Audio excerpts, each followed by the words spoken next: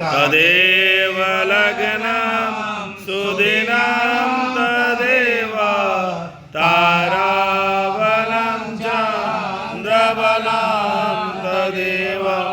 विद्याबलं देवबलं तदेव लक्ष्मीपदे ते जगराम विश्वेश्वमाध्वं दण्डे दण्डपाणि च भैरवं वन्दे काशीं गुहां गंगा भवानी मणिकर्णिकां वक्रतुण्ड महाकाय